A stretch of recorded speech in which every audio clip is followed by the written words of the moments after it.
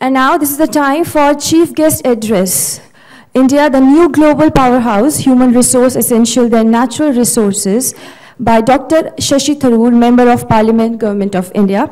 Well, ladies and gentlemen, Dr. Shashi Tharoor is a two-time elected member of Indian Parliament from the Thiruvananthapuram constituency in Kerala, former Minister of State, Human Resource Development and External Affairs, and former Under Secretary General of the United Nations. Dr. Shashi Tharoor is the prize-winning author of 14 books, both fiction and non-fiction, including the great Indian novel, India from Midnight to Millennium, Nehru, The Invention of India, and most recently, Pax Indica, India and World of 21st Century.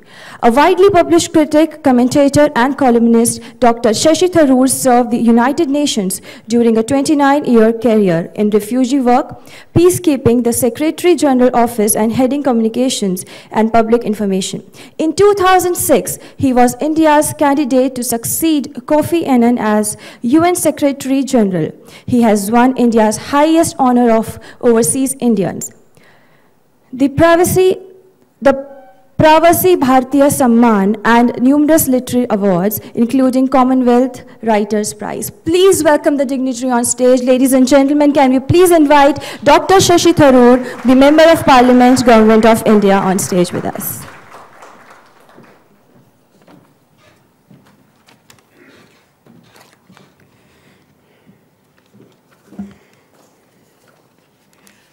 Good morning, everybody, and thank you. It's, of course, a sign of the times that my post-26 May bio is already out there at the introduction. But anyway, it's very good to see you all here. And I do want to acknowledge the Economic Times for organizing the conference at this juncture, when the human resources running the country have changed. I actually asked them, why are you doing it now? Why not have waited a little while to actually see what the new government of India would like to do in this area and listen to their plans. But I suppose they've already committed to this date. Nonetheless, they've asked me to speak on human resources and how essential they are. And it's good to know that the leaders of corporate India will be discussing and deliberating on the changing nature of the Indian workforce, while we are adding every day practically to the new generation of enthusiastic workers who are equipped with new knowledge, we hope, certainly new work ethics, new aspirations, who are ready to take on the mantle of helping our country progress in a world which is going through a great deal of economic turbulence. Now, I think since I am the opening speaker, one must get a few basic facts out on the table, and that is to recall things that I'm sure you're all already familiar with. We have 605 million people in this country under the age of 25, that's from the last census. In the age group 10 to 19, which is the ones who ought to be having an education right now, we have 225 million. So they're the ones who are being educated and are poised, some of them, for higher education. Now this means a few things. It means, for example, that for the next 40 years, we would have a youthful, dynamic, and productive workforce, while the rest of the world, including China, which is so often being taken as a comparator, is aging. In fact, the ILO, the International Labour Organization, has predicted that by 2020, India will have 116 million workers in the work-starting age bracket of 20 to 24 years, as compared to China's 94 million. So 116 for us, 94 for them by 2020. So that's the kind of demographic change that we can look forward to if we are thinking a few years ahead. In fact, by 2020 also, the average age in India will not have grown up very much. It's 28 now, it'll be 29 then. But by then, the USA will have an average age of 40. Europe will be at 46. Japan will be at 47. In fact, in the next 20 years, the labor force in the industrialized world will decline by 4%. In China, it will decline by 5%. In India, it will increase by 32%. So very obviously, we're facing a tremendous level of opportunity. The demographics, if we get it right, will essentially mean that we could become the workhorse of the world, the manufacturing hub of the world, the people supplier of the world, the human resources supplier of the world at all levels. because the rest of the world is going to need people if we get it right. That is, if we train, educate, equip these young people to take advantage of what the world offers them in this first half of the 21st century. If we get it wrong, however, we're facing a demographic nightmare. That is, that we will have all these young people coming up full of aspirations. If they are not able to take advantage of what the world offers, if our economy doesn't provide them the jobs and the opportunities, or their training and education doesn't do it, then, well, we already have evidence of what the alternative is. In 165 districts out of our 625 districts, we have seen what happens when frustrated, unemployed, uneducated, or undereducated, unemployable young men are let loose. These are the so-called Naxalites or Maoists who picked up the gun. So to my mind, training human resources, educating human resources is not just a social and economic challenge for India and for the new government. It is, for us, a national security issue as well. The alternative is the kind of nightmare I've described to you. So this has been the vision with which we tackled the human resource challenge during Pallam Raju's and my very brief stint at the HRD ministry. We had only 1.5 years at the helm of that ministry. We wish our successors well in meeting this challenge, because this is ultimately, in my view, going to be the defining challenge of the next 5 years. If they can get the HRD part right, it seems to me that they will be laying the platform for not the BJP's but India's future in the next decade or two of the 21st century. Now, young Indians are very clearly driven by aspiration. This is one thing we're hearing after the last elections. Most young people I've spoken to believe genuinely that through hard work and education, and then again hard work after education, they can fulfill their dreams. They can have a better life than their parents did. And that kind of level of feeling was not present in my generation, where we knew that it was a struggle to even maintain the standards that our parents had had. And I speak in very general terms, but that was the perception for those growing up in India in the 60s and 70s. Today, for the younger people, there is genuinely a sense of limitless possibilities, and the sense that they can achieve anything in the world: financial prosperity, social recognition, job opportunities, not just in India but globally, and a cosmopolitan lifestyle. And there's good reason for thinking that. India is actually the 10th largest economy in the world in absolute GDP terms, but in PPP terms, purchasing power parity, we've recently overtaken Japan to become the 3rd largest economy, and one could argue the best is on our side, because India has age on its side. I gave you a lot of numbers a little earlier, but let me give you one more. It's estimated that 1/4 of the global increase in the working age population of the world, 1/4. And what is the working age population? It's estimated in most figures as 15 to 64. So the world's population of that age group increasing, 1/4 of that will occur in India. And that is the absolutely impressive opportunity that we have. Now, I've mentioned some obvious things: training and education. Let me admit right off that we have some challenges here. I've spoken to a lot of CEOs. Some of you here, perhaps most of you here, are from the corporate world. Many CEOs have told me that once you get beyond the top educational institutions, in the engineering and technical field, for example, once you get beyond the IITs, another half a dozen at the very top, the graduates that they hire from the rest need remedial education. That is, that not on-the-job training, which every big company is prepared to do, but a year's actual education, or up to a year's actual education, to make up for the deficiencies of what they've learned in their college degree. I mean, that's the kind of comment that I was hearing when I was in HRD. And that's why Infosys had to build an entire sort of college campus in Mysore. TCS has built one, and it's still growing in Thiruvananthapuram.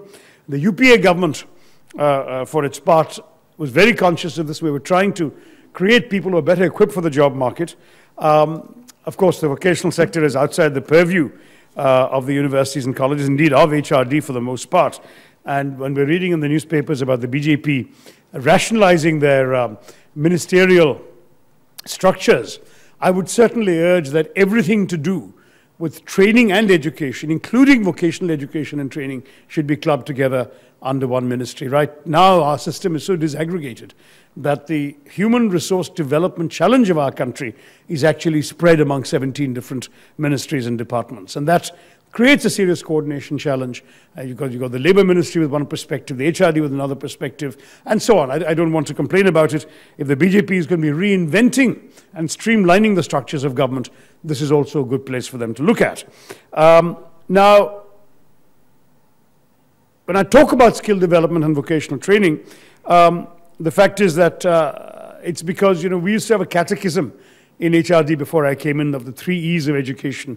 I beg your pardon, the 3 E's of education, of human resource development, which was supposed to be expansion because of the very low numbers the British left us with. We had to expand dramatically, and we did.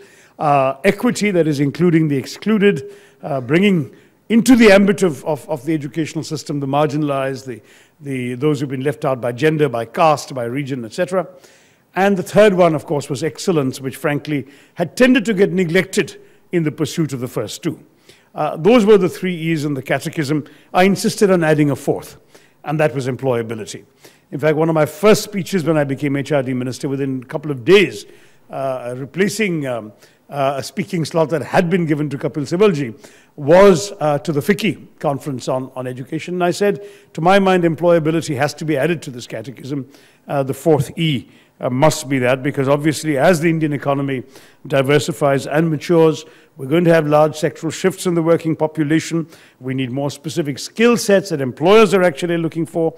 And that means, of course, ensuring that kids who come out with either degrees or diplomas are actually possessing skills that employers need and that cater to the needs of both society and industry at large. The UPA government set a target of skilling 500 million people by 2022. Now that's in some ways seemingly an impossible target, but the old line that a man's reach must exceed his grasp, or what's a heaven for? You must reach out to the stars. But it can be done, or we can come very close to it if we work on a war footing. The National Skill Development Agency was the UPA government's answer to doing that. But as I said, there's been some issue of dispersal of authority, and it needs to be looked at to ensure there's a uniform standard of quality of what skills are used in this area. And certainly the UPA had the good sense just under a couple of years ago of reaching out to the private sector for expertise in this. And Dr. Ramadurai, the chairman of TCS, was asked to head the effort as the Prime Minister's special advisor on skill development. I hope that him or someone like him will continue to be an important resource for the government in taking this area of expertise forward. Now, I mentioned there were challenges, and I'm not striking a negative note. I'm just laying these out so you have no illusions about what the challenges are. There is a massive problem of skill mismatch between qualifications and jobs undertaken. I mean, there's no question that and I've forgotten the figure from my days in the ministry, but it's something in the high 60s at least. That is, over 62, 63% of engineering graduates in India today end up in jobs that do not require an engineering degree. I mean, that's the extent of the skill mismatch. And it's partly because the degrees aren't good enough. It's partly because there are too many people with the wrong qualifications. But that's the kind of number. It may not be a totally exact number because it's been 2 months that I've been focused on politics and not on HRD, but that's the kind of challenge we have. We need to encourage also the non-graduate technical and non-technical diploma and certificate holders into lower intensity occupations so that we can reduce the pressure on graduate education. Too many children and their families spending too much money getting semi-useless degrees that they don't need for the jobs they're going to end up doing. Then the other thing that's worth talking about is that we also need to see which sectors people should be trained on. We're probably producing too many engineers with the wrong sorts of qualifications, as I said, but maybe not enough with certain qualifications that are in need.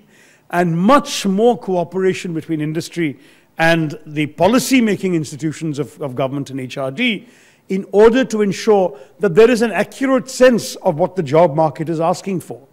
Our system isn't quick enough and responsive enough Very often in Western countries, institutions spring up very quickly, change their courses almost overnight because they sense a new demand in a particular field. We haven't got that sprightliness. We need to bring it in. There needs to be a targeted policy response to the demand from different sectors, telecoms, information technology, and so on. And so I'm actually calling for market demands to be taken into account in policy formulation. Much more academia-industry interaction at all levels. For example, we introduced a policy that you cannot open a polytechnic without a relationship with an industry in that area or within a reasonable distance. I think we said 30 kilometers. So in other words, the kids of the polytechnic should have a chance to go and see an industry, go and do internships in that industry. The teachers should have an opportunity to see what the modern practices are instead of teaching what they learned in their schools or colleges 30 years ago.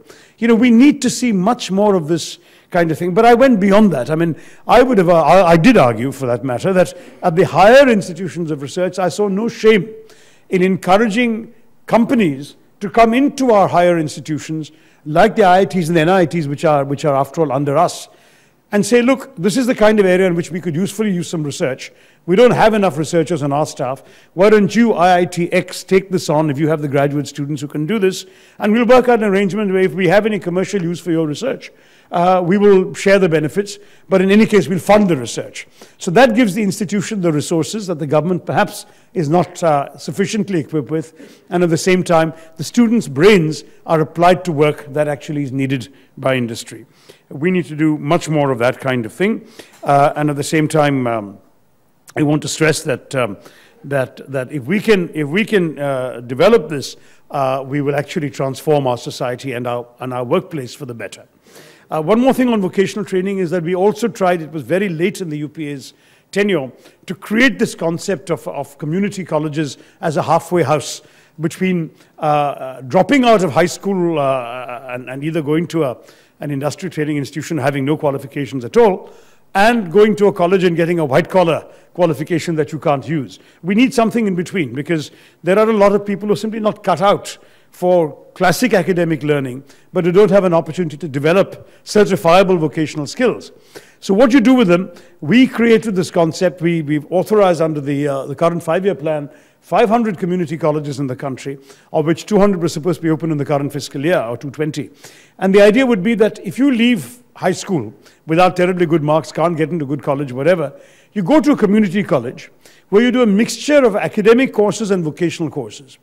Now, if you happen to be one of those kids who simply screwed up in high school, but really do have some academic talent, you'll do well in the academic courses, and after 2 years, you can transfer to a regular college with better marks.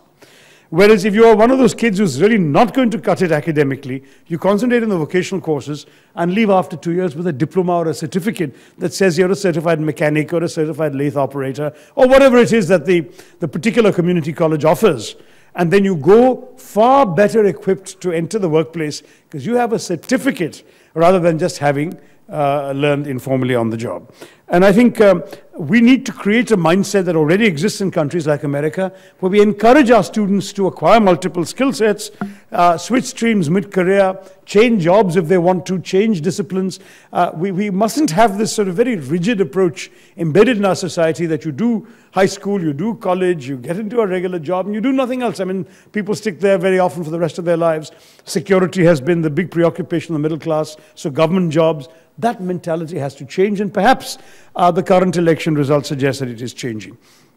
The other thing is that I'm going to make a slightly unpopular comment about our own culture, because our own culture for 3,000 years has created this spirit where, unfortunately, if you want to be a carpenter or a potter, or you have a particular skill with your hands, the only way you're going to be able to develop your capacity at that is if you have a father or an uncle who's a carpenter or a potter, because all professional skills for 3,000 years in our culture have been transmitted down the family tree.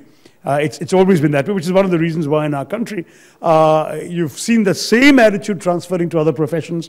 So the sons of Bollywood stars are Bollywood stars, and the sons of politicians are often politicians, and so on. That is very much a result of a sort of cultural predilection.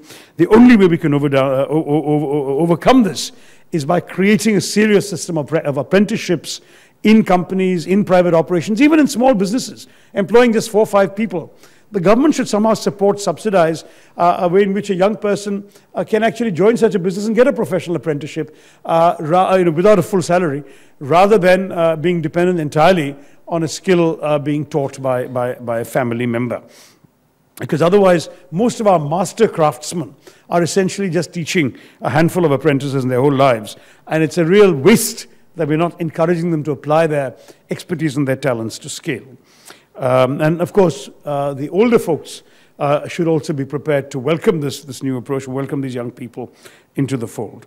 I really have taken much longer than I intended to.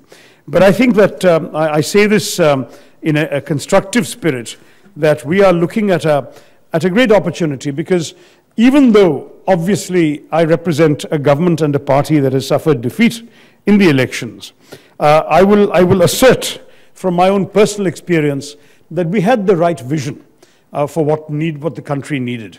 That vision was there, the diagnosis was there.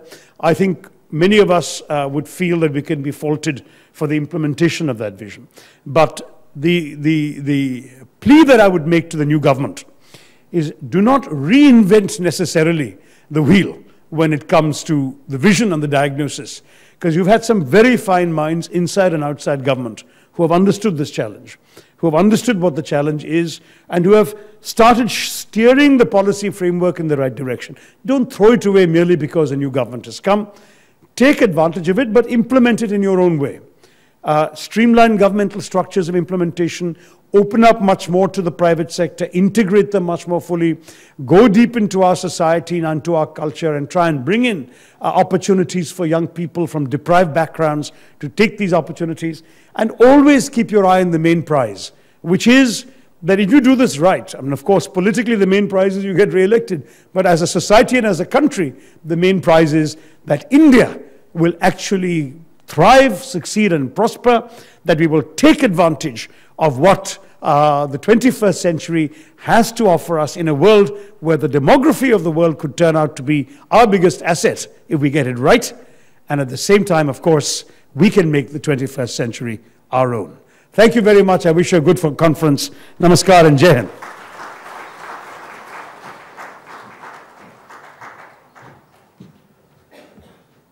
Thank you so much, Dr. Tharoor. And as a small gesture of thanking Dr. Tharoor for his presence, I please request Mr. Rishi Kapoor to kindly come on stage for shawl draping ceremony. And once again, I request Dr. Tharoor to please join us. Everyone, please put your hands together once again.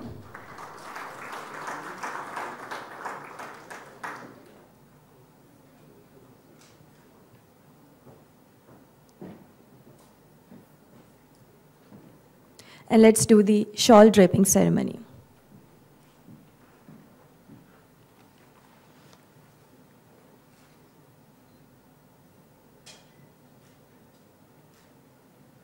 Everyone, can we please put our hands together?